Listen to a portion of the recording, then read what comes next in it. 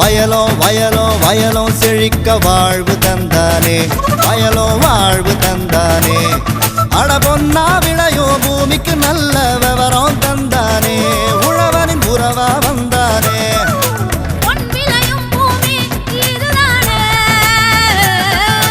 வயலோ வயலோ வயலோ செழிக்க வாழ்வு தந்தானே, வயலோ வாழ்வு தந்தானே.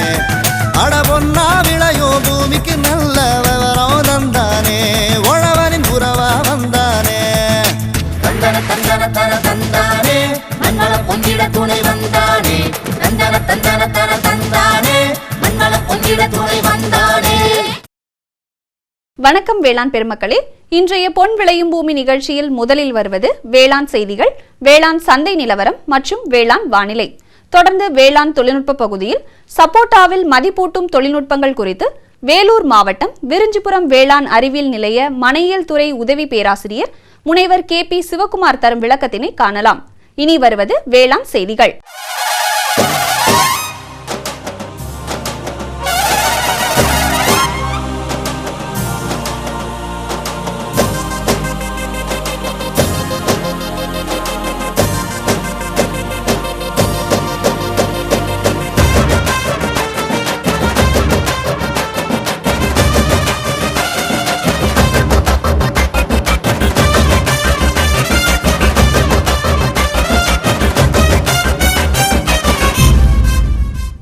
வணக்கம்.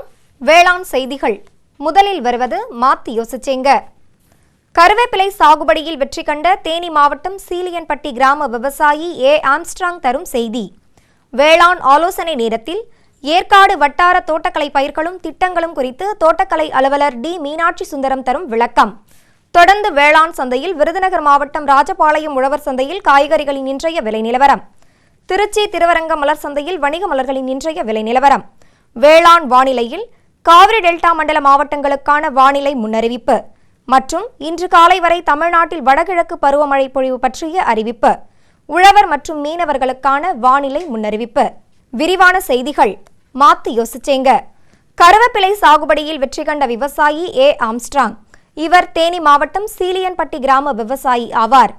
தோட்டக்கலை பயிரான கருவேப்பிலை சாகுபடியில் குறைந்த வேலையாட்களை கொண்டு எளிய பராமரிப்பினை மேற்கொண்டும் தேனி காமாட்சிபுரம் வேளாண் அறிவியல் நிலையம் மூலம் சாகுபடிக்கான தொழில்நுட்பங்களை பெற்று அதன் மூலம் அதிக வருவாயினை ஈட்டி வரும் இவரின் அனுபவங்களை நம்மிடம் பகிர்ந்து கொண்ட போது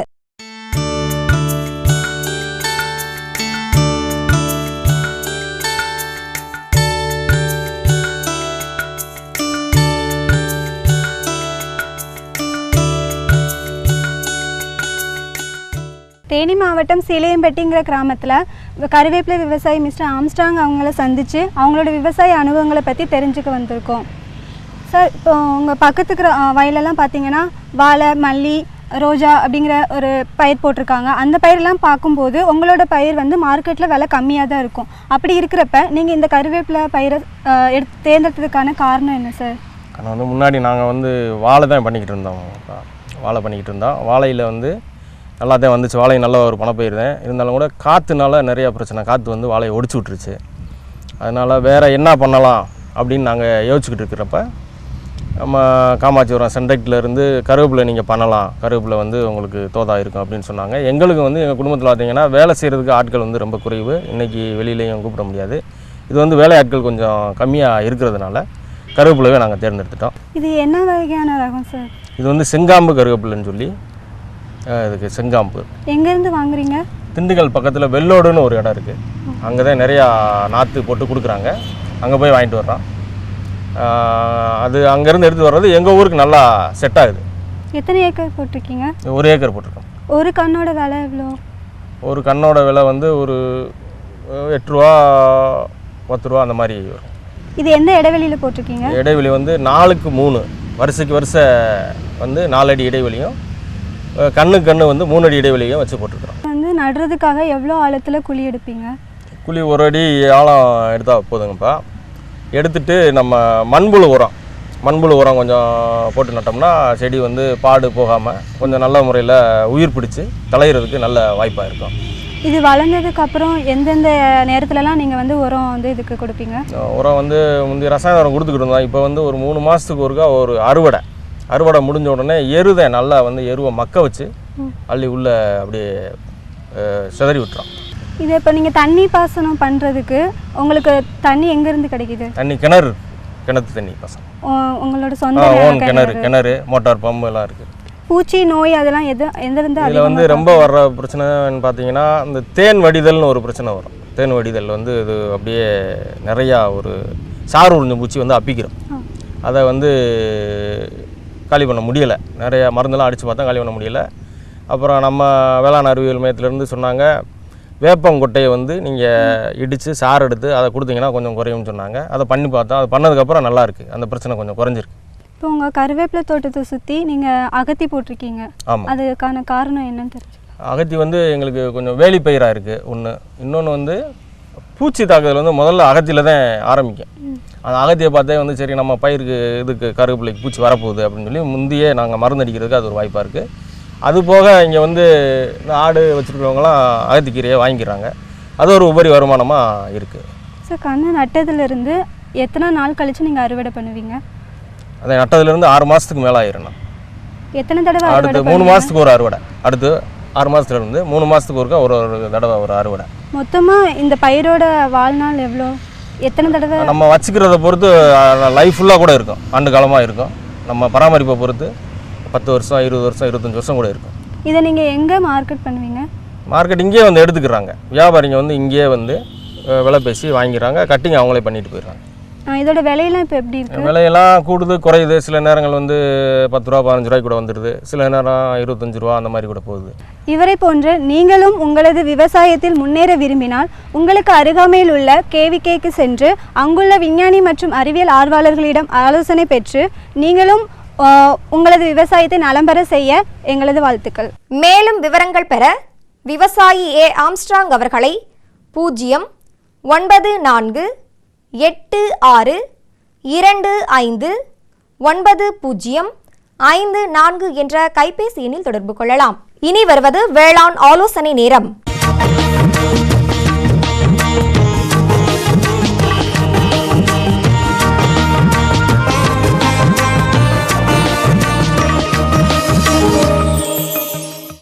இன்றைய வேளாண் ஆலோசனை நேரத்தில் ஏற்காடு பகுதியில் சாகுபடி செய்யப்படும் தோட்டக்கலை பயிர்களான காபி, மிளகு, ஆரஞ்சு, பலா, கிராம்பு மற்றும் கொய்மலர்கள், காய்கறி பயிர்கள் போன்றவற்றிற்கான சாகுபடி முறைகள், அதற்கான அரசு தரும் மானியங்கள், இடுபொருட்கள் மற்றும் நாற்றுகள் போன்றவற்றை வேளாண்மையாளர்கள் பெற்று மகசூலை அதிகரிக்க ஏற்காடு வட்டார தோட்டக்கலை பயிர்களுக்கான திட்டங்கள் குறித்து சேலம் மாவட்டம் ஏற்காடு அரசு தாவரவியல் தோட்டம் தோட்டக்கலை அலுவலர் டி மீனாட்சி சுந்தரம் தரும் விளக்கம். சேலம் மாவட்டம் ஏற்காடு வட்டாரத்தில் சாகுபடி செய்கிற தோட்டக்கலை பயிர்கள் மற்றும் திட்டங்கள் குறித்து பார்க்கலாம். தோட்டக்கலை பயிர்கள் பார்த்திங்கன்னா காஃபி, மிளகு, கமலா ஆரஞ்சு, பலா, கிராம்பு, ஏலம் மற்றும் கொய்மலர்களான சாமந்தி, ஜெர்பரா, கார்னேஷன் மற்றும் காய்கறிகளான தக்காளி, பீன்ஸு, சௌச்சௌ போன்ற தோட்டக்கலை பயிர்கள் சுமார் 12,000 ஹெக்டர் அளவுக்கு ஏற்காட்டில் பயிரிடப்படுகிறது. இங்கு தோட்டக்கலைத்துறை மூலயமா மிளகு பரப்பு விரிவாக்கம், அதற்கு வந்து ஒரு ஹெக்டருக்கு சுமார் 20,000 ரூபாய் மானியம் கொடுக்குறாங்க. இப்போ பார்த்தீங்கன்னா சுமார் 1 ஹெக்டர் பரப்பில் மிளகு பரப்பு விரிவாக்கம் செய்கிறதுக்கு 1110 செடிகளும் அதற்குண்டான இடுபொருட்களான அசோஸ்பைரிலம், பாஸ்போபாக்டீரியா, ட்ரைகோடர்மா விரிடி, வேம் போன்ற இடுபொருட்களும் கொடுத்து பராமரிப்பு செலவுக்கு சுமார் ஒரு 4,000 ரூபாய் தொகையை வந்து அரசு விவசாயிகளுக்கு வழங்குது. ஒரு விவசாயி வந்து 1110 செடிகள் நடும்போது ஒரு 3 ஆண்டு காலத்துக்கு பிறகு ஒரு கொடியிலிருந்து சுமார் 1/2 கிலோ உலர்ந்த மிளகு கிடைக்குது. அதுவே ஒரு 7-8 ஆண்டுகளுக்கு பிறகு பார்த்திங்கன்னா ஒரு கொடியிலிருந்து குறைந்தபட்சம் 1 கிலோ மிளகு கிடைக்குது. அப்படி பார்த்திங்கன்னா ஒரு ஹெக்டருக்கு 1110 கிலோ மிளகு கிடைக்குது. இன்றைக்கி மிளகுடைய விலை பார்த்திங்கன்னா குறைஞ்சபட்சம் ஒரு கிலோ வந்து 600 ரூபாய். அப்படி பார்க்கும்போது 1100 கிலோவுக்கு வந்து 6,60,000 ரூபாய் வந்து ஒரு ஹெக்டருக்கு கிடைக்குது. விவசாயியோட பராமரிப்பு செலவு வந்து ஒரு ஹெக்டருக்கு குறைந்தபட்சம் ஒரு 2 லட்சம் ரூபாய் செலவாகும். மீதம் வந்து ஒரு 4 லட்சம் ரூபாய் வருமானம் வந்து ஒரு விவசாயிக்கு வந்து கணிசமான அளவு கிடைக்குது என்பதை இங்கே தெரிவிச்சுக்கிறேன். கொய்மலர்கள் சாகுபடி செய்கிறதுக்கு உயர்நுட்ப பசுமை குடில் அமைப்பதற்கு ஒரு 1000 சதுர மீட்டருக்கு 4,67,500 ரூபாய் அரசு மானியம் கொடுக்குது. அது மட்டும் இல்லாமல் தேன் வளர்த்துறதுக்கு தேன் பெட்டி மற்றும் தேன் பூச்சிகளும் அரசு மானியத்தில் கிடைக்குது. தேன் பெட்டி வந்து நம்ம ஒரு விவசாயிக்கு வந்து ஒரு ஏக்கருக்கு 5 பெட்டி மானியத்தில் வழங்குகிறோம். அது பார்த்திங்கன்னா தேன் பெட்டி தேன் வளர்த்துறதுனால மகரந்த சேர்க்கை வந்து 25% அதிகமாகி அதன் மூலிமா மகசூல் வந்து 25-30% அதிகமாகி உங்களுக்கு அதிகமான ஈல்டு கிடைக்குது. இதனால் விவசாயிக்கு வந்து கூடுதலான லாபம் கிடைக்குது. எனவே ஏற்காடு வட்டார விவசாய பெருங்குடி மக்கள் வந்து தோட்டக்கலை உதவி இயக்குனர் ஏற்காடு அவர்களை அணுகி இங்கே செயல்படுத்துகிற அனைத்து தோட்டக்கலை திட்டங்களையும் உரிய ஆவணங்களை கொடுத்து வாங்கி பயன்பெறுமாறு அன்புடன் கேட்டுக்கொள்கிறேன். மேலும் விவரங்கள் பெற டி. மீனாட்சி சுந்தரம் அவர்களை 09945854524 என்ற கைபேசி எண்ணில் தொடர்பு கொள்ளலாம். விளம்பர இடைவேளைக்கு பிறகு வேளாண் செய்திகள் தொடரும். சரிங்க சரிங்க. இவ்ளோ நேரம் சிரிச்சு யார்கிட்ட பேசிட்டு இருந்தீங்க?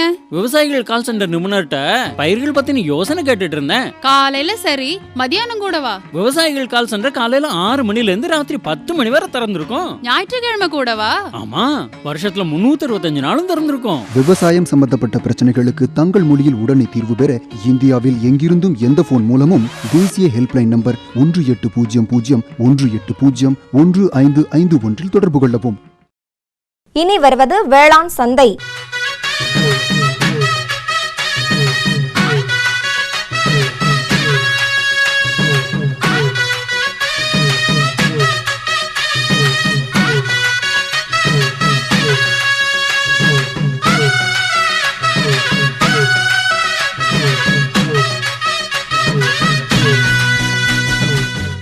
தொடரும் வேளாண் சந்தையில் விருதுநகர் மாவட்டம் ராஜபாளையம் உழவர் சந்தையில் காய்கறிகளின் இன்றைய விலை நிலவரம்.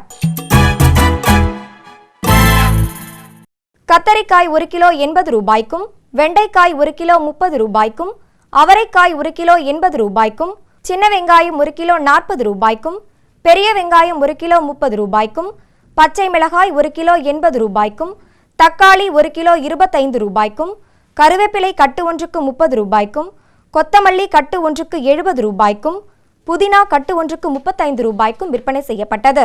திருச்சி திருவரங்கம் மலர் சந்தையில் வணிக மலர்களின் இன்றைய விலை நிலவரம். மல்லிகை 1 கிலோ 200 ரூபாய்க்கும், முல்லை 1 கிலோ 240 ரூபாய்க்கும், கனகாம்பரம் 1 கிலோ 300 ரூபாய்க்கும், செண்டுமல்லி 1 கிலோ 30 ரூபாய்க்கும், வாடாமல்லி 1 கிலோ 25 ரூபாய்க்கும், பட்டன் ரோஸ் 1 கிலோ 160 ரூபாய்க்கும், துளசி 1 கிலோ 20 ரூபாய்க்கும், சம்பங்கி 1 கிலோ 25 ரூபாய்க்கும், அரளி 1 கிலோ 140 ரூபாய்க்கும், சாமந்தி 1 கிலோ 60 ரூபாய்க்கும், காக்கடா 1 கிலோ 200 ரூபாய்க்கும், கோழிக்கொண்டை 1 கிலோ 60 ரூபாய்க்கும், விருச்சிப்பூ 1 கிலோ 70 ரூபாய்க்கும் விற்பனை செய்யப்பட்டது. இனி வருவது வேளாண் வானிலை.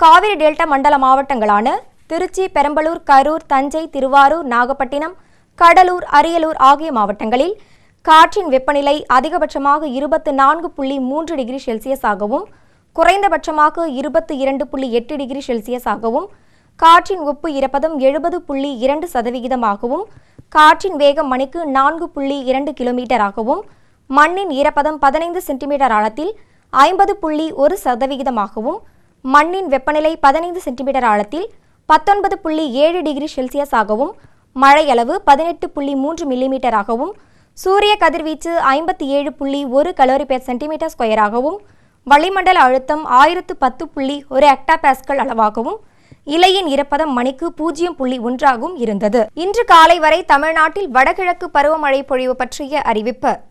திருவாரூர், தஞ்சாவூர், நாகப்பட்டினம் ஆகிய மாவட்டங்களில் அனைத்து பகுதிகளிலும் பரவலாக மழை பொழிவு இருந்தது.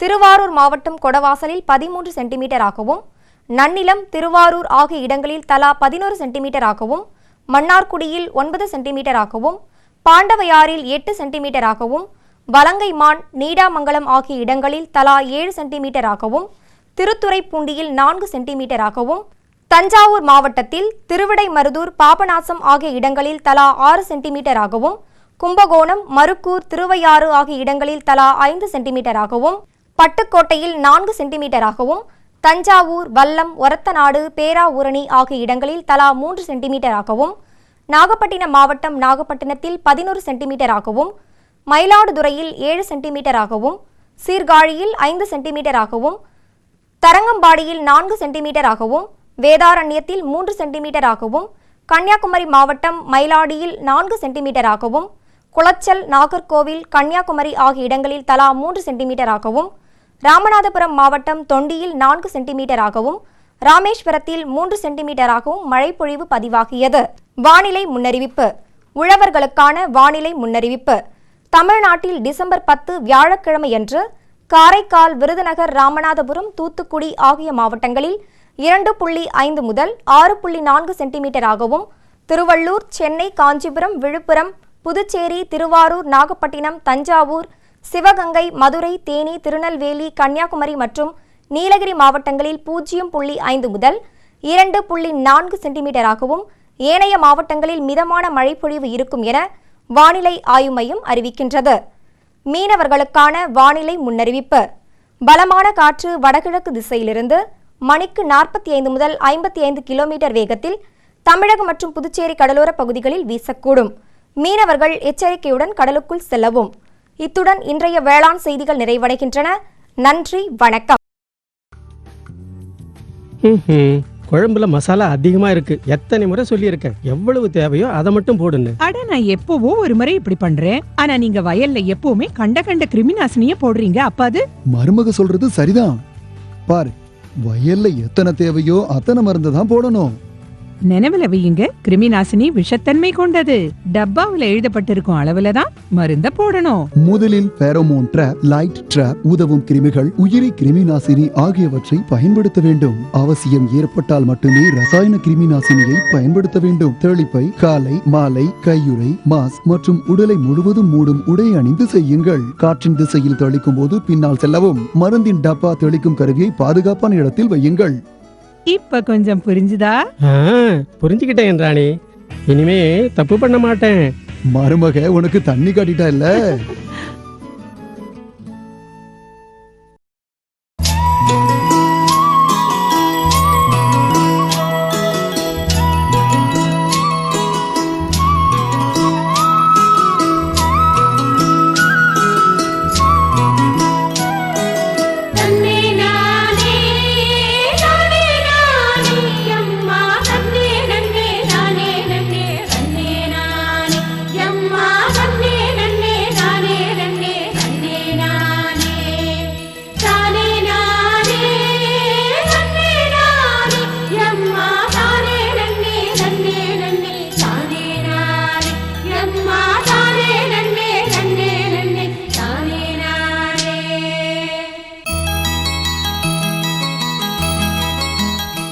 பழப்பயிரான சப்போட்டா பருவகால பழவகையாகும். இதன் மகசூல் காலத்தில் போதிய விலை கிடைக்காத சூழலில் அதனை மதிப்பு கூட்டி விற்பனை செய்வதன் மூலம் அதிக வருவாயினை பெற இயலும். குறிப்பாக சப்போட்டாவில் கிரிக்கெட் பால் ரகத்தினை சாகுபடி செய்வதன் மூலம் அதன் பழங்களிலிருந்து பல்வேறு மதிப்பு கூட்டிய பொருட்கள் தயாரிக்க முடியும். இதற்காக வேலூர் மாவட்டம் விரிஞ்சிபுரம் வேளாண்மை அறிவியல் நிலையத்தில் மதிப்பு கூட்டுதலுக்கான பயிற்சிகளையும் தொழில்நுட்பங்களையும் வழங்கி வருகின்றது. மேலும் இது குறித்த தகவல்களை வேலூர் மாவட்டம் விரிஞ்சிபுரம் வேளாண்மை அறிவியல் நிலையத்தின் மனையியல் துறை உதவி பேராசிரியர் முனைவர் KP சிவகுமார் அவர்கள் தரும் விளக்கத்தினை காணலாம்.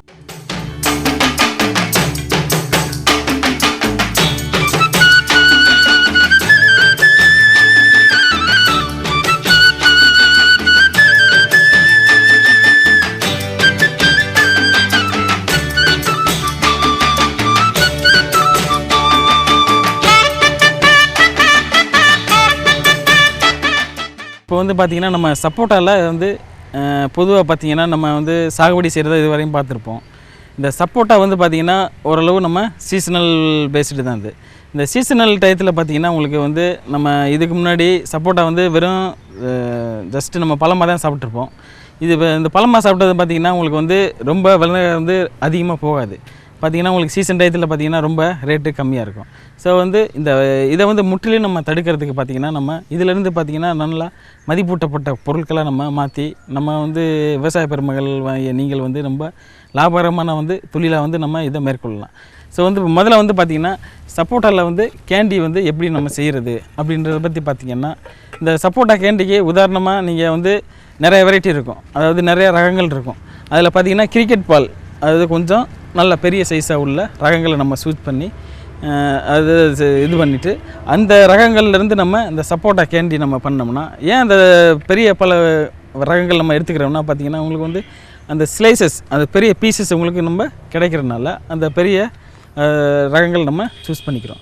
இந்த மாதிரி ரகங்கள் வந்து பார்த்திங்கன்னா கேண்டிக்கு வந்து ரொம்ப நல்ல பொருத்தமான ரகங்களாக இருக்கும். உதாரணத்துக்கு பார்த்திங்கன்னா அந்த சப்போட்டா கேண்டியில் பார்த்திங்கன்னா முதல்ல வந்து நம்ம ஸ்லைஸாக அதாவது தோலை சீவிடுவோம். தோலை சீவினதுக்கப்புறம் அதில் உள்ள விதையும் நம்ம எடுத்துகிட்டு ஸ்லைஸாக தின் ஸ்லைசஸ் ஆர் கொஞ்சம் தண்ணி அந்த மிட்டாய் மாதிரி கொஞ்சம் பெரிய ஸ்லைசஸாக நமக்கு எந்த மாதிரி சைஸ் வேணுமோ அதுக்கு தகுந்த மாதிரி நம்ம ஸ்லைசஸாக நம்ம பண்ணிவிட்டு அந்த ஸ்லைஸு அந்த பீசஸை வந்து பார்த்திங்கன்னா நம்ம சர்க்கரை பாகோடு சேர்த்து நம்ம ஊற வச்சு, ஏன் அதை நம்ம சர்க்கரை பாகு இதோட சேர்க்குறோம்னா, இப்போ நார்மலாக நீங்கள் சப்போட்டாவில் பார்த்திங்கன்னா உங்களுக்கு சர்க்கரை அதாவது மொத்த சர்க்கரையோட அளவு வந்து பார்த்திங்கன்னா அதிகம் இருக்கும். அது நார்மலாகவே உங்களுக்கு ஸ்வீட்டு உள்ளதாக இருக்கும். இந்த மாதிரி நீங்கள் ஒரு நாள் ஊற வச்சிங்கன்னா போதும். ஜஸ்ட் நம்ம அந்த சுகர் கோட்டிங்காண்டி தான். நார்மலாக பார்த்திங்கன்னா உங்களுக்கு 4 மாதத்துலேருந்து 6 மாதம் வரையும் இந்த மாதிரி சர்க்கரை பாகு உள்ள கோட்டடு சப்போட்டா பார்த்திங்கன்னா உங்களுக்கு நார்மலாக 4 மாதத்துலேருந்து 6 மாதம் வரையும் உங்களுக்கு கெடாமல் இருக்கும். நீங்கள் அப்படியே சுகர் கோட்டட் இல்லாமல் நீங்கள் கொடுத்தீங்கன்னா உங்களுக்கு வந்து ஈஸியாக அதாவது வத்தல் மாதிரி ஆகி ஈஸியாக உங்களுக்கு அதே மாதிரி கடைசியில் பார்த்திங்கன்னா உங்களுக்கு ஒரு மாதிரி கடினத்தன்மையாகி சாப்பிட முடியாத அளவு ஸ்டேஜுக்கு இந்த சப்போட்டா கேண்டி வந்துடும். ஸோ அதுக்காண்டி தான் நம்ம வந்து சுகர் கோட்டிங் வந்து நார்மலாக 3 நாள் கொடுக்குறத இந்த சப்போட்டாவில் அதிக ஸ்வீட் இருக்கனால ஒரு நாள் நம்ம கொடுக்கணும். நம்ம இப்போ வந்து பார்த்திங்கன்னா சப்போட்டாவில் ஸ்குவாஷ் அதாவது பழப்பானங்கள் எப்படி நம்ம தயாரிக்கலான்றதை பற்றி பார்க்க போகிறோம். இப்போ ஒன்றும் இல்லை, நம்ம நல்லா முதிர்ந்த சப்போட்டா அது வந்து பார்த்திங்கன்னா எந்த ஒரு ரகங்களாக இருந்தாலும் எடுத்துக்கலாம். இந்த ரகங்களில் பார்த்திங்கன்னா சப்போட்டாவில் வந்து நல்லா முதல்ல சப்போட்டாவை நல்லா தோலை சீவிட்டு விதையெல்லாம் எடுத்துகிட்டு நல்லா அரைச்சிடணும். மிக்சியில் போட்டு நல்லா அரைச்சிட்டு அதுக்கப்புறம் சுகர் சிரப்பு அதாவது சர்க்கரை பாகோடு நம்ம தயாரிச்சுட்டு அந்த சர்க்கரை பாகோடு பார்த்திங்கன்னா சிட்ரிக் அமிலம் கொஞ்சம் சேர்த்துக்கணும். சர்க்கரை பாகு ரெடி பண்ணிவிட்டு அந்த சர்க்கரை பாகையும் இந்த பழக்கூழையும் அதாவது பழக்கூழ்னால் நம்ம மிக்சியில் போட்டு அரைச்சிப்போம் பார்த்திங்களா, அந்த பழக்கூழையும் நம்ம ரெண்டையும் ஒன்றா வந்து மிக்ஸ் பண்ணிடணும். இந்த சர்க்கரை சொல்யூஷனை பார்த்திங்கன்னா அதாவது சர்க்கரை பாகு பார்த்திங்கன்னா நல்லா ஆற வச்சதுக்கப்புறம் தான் சப்போட்டா பழக்கூழோடு நம்ம மிக்ஸ் பண்ணிவிட்டு நம்ம அப்படியே பாட்டிலில் பண்ணி நம்ம சீல் பண்ணிக்கலாம். இந்த பொதுவாக அந்த சப்போட்டா ஸ்குவாஷ் அதாவது பழப்பானங்களில் பொறுத்தவரையும் நீங்கள் வந்து டைல்யூட் பண்ணி தான் அதாவது வாட்டரோட தண்ணியை சேர்த்து தான் நம்ம சாப்பிடணும். இப்போ 1 பங்கு அளவு இது சப்போட்டா ஸ்குவாஷ்னால் நீங்கள் 3 பங்கு வரையும் நீங்கள் தண்ணீர் சேர்த்து நாங்கள் வந்து ஜில்லுன்னு ஐஸ் போட்டு நீங்கள் ஜில்லுன்னு நல்லா பருகலாம். ஸோ வந்து இதே மாதிரி தான் சப்போட்டா ஆர்டிஎஸ்ஸு வந்து நீங்கள் ப்ரிப்பேர் பண்ணலாம். இப்போ வந்து நார்மலாக பார்த்திங்கன்னா மார்க்கெட்டில் வந்து இந்த சப்போட்டா ப்ராடக்ட் வந்து நம்ம எதுவுமே கிடையாது. இப்போ நம்ம இதுக்கு உண்டான பயிற்சிகள்லாம் பார்த்திங்கன்னா நம்ம கேவிகேயில் வந்து நம்ம இப்போ தந்துக்கிட்டு இருக்கோம். இப்போ உதாரணத்துக்கு பார்த்திங்கன்னா சீசன் ஓரியன்டாக அதாவது எப்பப்பெல்லாம் சீசன் இருக்கோ சப்போட்டாங்கள் சீசன்லாம் இருக்கோ வந்து அந்தந்த மாதிரி டயத்தில் வந்து நம்ம வந்து சப்போட்டா பவுடர்லேருந்து பார்த்திங்கன்னா பிஸ்கெட்டு கேக்கு இதெல்லாம் நம்ம பண்ணலாம்.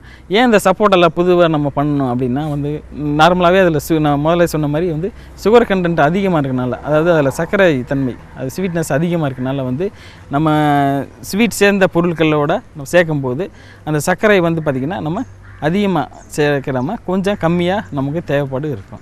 ஸோ வந்து உதாரணத்துக்கு பார்த்திங்கன்னா கேக்கெலாம் பார்த்திங்கன்னா நீங்கள் வந்து சுகர் வந்து அதிகமாக போட தேவையில்லை. நீங்கள் சப்போட்டா மாவோட கொஞ்சமாக சுகர் சேர்த்துருந்தீங்கன்னா நார்மலாக நம்ம கேக் பண்ணுற மாதிரி இருக்கும்.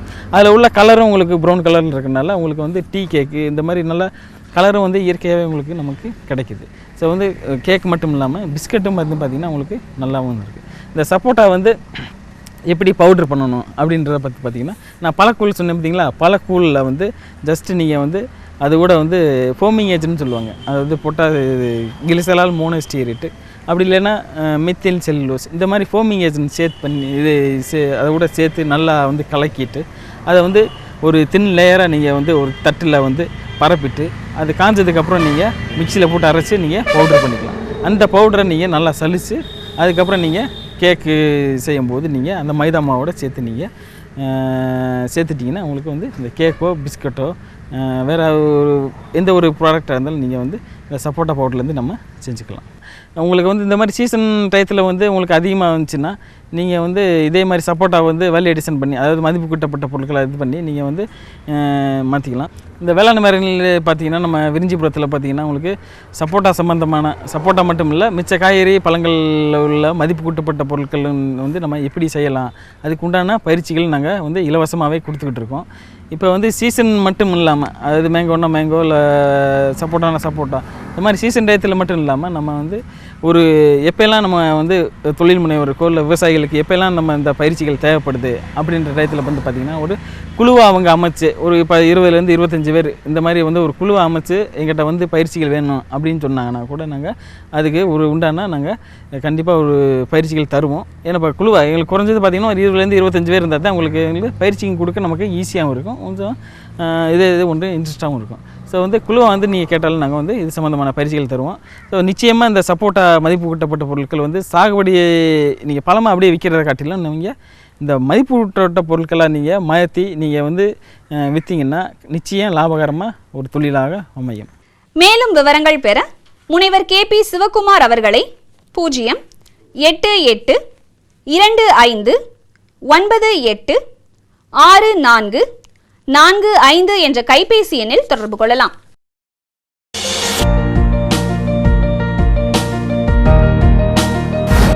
வேம்பு கலந்த யூரியா. சிறந்த உற்பத்திக்காக வேம்பு கலந்த யூரியா நம் நாட்டிலேயே 70 லட்சம் டன்னாக அதிகரிக்க 6 ஆலைகள் சீரமைக்கப்படுகின்றன. FCIL-இன் கோரக்பூர், சித்ரி, தல்ச்சர் மற்றும் ராமகுண்டம் ஆலைகள், HFCL-இன் பரௌனி மற்றும் BVFCL-இன் நாமருல் போர்ட் ஆகியன. பழம் நழுவி பாலில் விழுந்தது போல இப்பொழுது நம் நாட்டிலேயே வேம்பு கலந்த யூரியா உற்பத்தி செய்யப்படும். இதனால் விவசாயிகளுக்கு நன்மையே விளையும். 10% வரை தானிய உற்பத்தி அதிகரிக்கும். மண்ணில் 10 to 15% நைட்ரஜன் திறன் அதிகரிக்கும். சிறந்த உற்பத்திக்கு வேம்பு கலந்த யூரியா.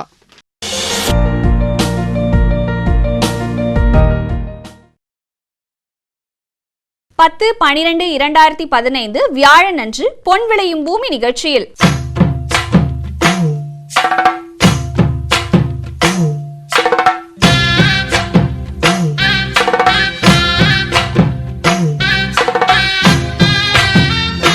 மாத்தி யோசிச்சேங்க.